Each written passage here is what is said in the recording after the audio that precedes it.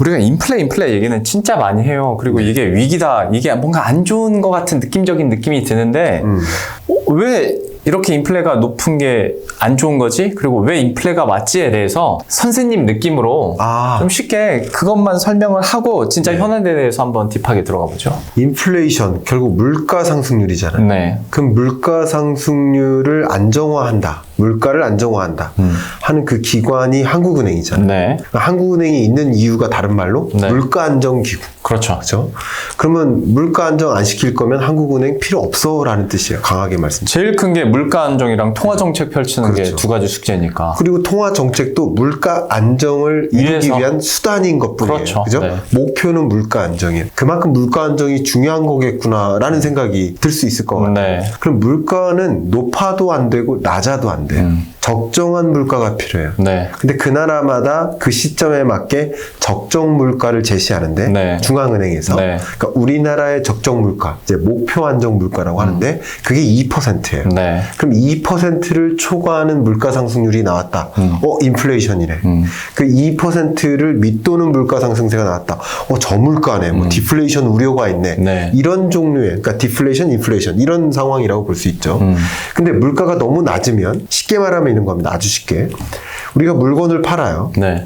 근데 이게 100원짜리를 10개 팔아요. 그러면 1,000원이라는 나의 GDP가 형성이 돼요. 그렇죠. 근데 만약에 이 가격이 떨어져요. 그럼 여전히 10개 팔았는데 네. 900원으로 떨어졌어요. 그렇죠. 네. 그러면 GDP가 10% 떨어지죠. 그렇죠. 그겁니다. 그러니까 다른 말로 우리가 일을 열심히 함에도 불구하고 똑같은 생산량을 만들어냄에도 불구하고 가격이 떨어지면 저성장인 거예요. 저성장. 그렇죠. 네. 굉장히 위험합니다. 디플레이션은 여러분 굉장히 무서운 게 경제도 저성장이고요. 그냥 1%, 0%대 성장이에요. 네. 그러면 말 그대로 고용 창출 능력도 없고 여러분 소득이 줄어드는 거랑 비슷한 거예요. 그렇죠. 예, 그런 흐름이라니까 안 좋은 거죠. 경기 침체 국면이랑 매우 유사한 흐름이죠. 그럼 인플레이션은 적당한 거 아니냐 반대로. 그럼 한번 생각해 보세요. 너무 높은 물가는요. 네. 우리 소득이 정체된 상태에서 소득은 안 느는데 물가만 오른다고 생각해 보세요. 네. 그러면 작년 월급 우리 기분 좋게 1억이라고 할게요. 월급 1억인데 네. 올해도 1억 똑같아요.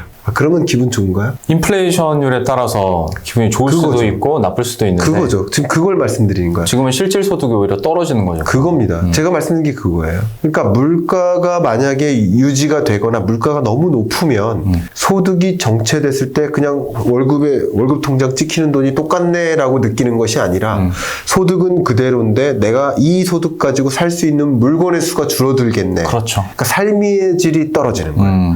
삶의 질만 떨어지는 게 아니라 더 중요한 것은 같은 물가 쇼크가 와도 고소득층과 저소득층이 달리 느껴집니다. 그렇겠죠. 이게 가장 대표적인 표현이 엥겔 지수죠. 엥겔 지수로 소위 말해서 나 이번 달 전체 소비 지출액이 1,000만 원인데 그중에 식료품 우리 집에 사오는데 또 100만 원 들였어. 이게 고소득층의 가구의 모습이에요. 근데 나는 이번 달 소비 지출액이 100만 원인데 절대적으로 작죠. 그러나 식료품 소비하는데 30만 원 썼어요.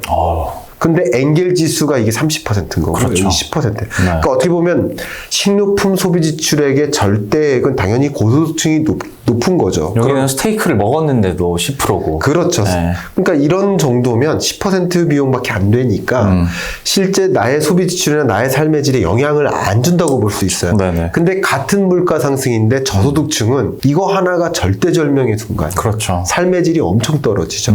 이렇게 같은 물가 쇼크가 와도 저소득층에게 더 힘들고 또 특히나 글로벌리 봤을 때는 신흥국에게 더 충격입니다. 그래서 신흥국 불안이 22년 하반기에 가장 중요한 주제입니다. 네. 신흥국 불안, 신흥국 외환 위기 가능성 이런 것들이 인플레이션이 적정한 수준을 유지해야 된다는 것 그것을 설명해주는 근거가 되겠죠. 어떤 물가 상승률을 기준으로 해서 인플레이션, 디플레이션까지 제가 지금까지 들어봤던 설명 중에서 가장 현실적으로 그다음에 쉽게 설명해주는 부분이 아닐까 싶어요. 그래서 인플레이션 얘기를 많이 하는 거고 그러면 바로 본론으로 들어가죠.